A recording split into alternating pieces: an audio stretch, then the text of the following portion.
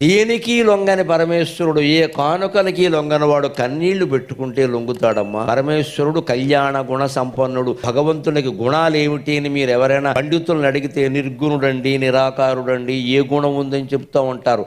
ఆయనకి ఉంటే గింటే ఉండే ఒక్క గుణం కళ్యాణ గుణం, కరుణ, దయ. భక్తుడు ఏడుస్తుంటే ఆయన చూడండి. నేను మహిమ కొద్దీ ఇక్కడ వెలిశాను, నా కళ్ళ ముందు కన్నీరు పెట్టుకుంటుంది ఆ ఇల్లాలు.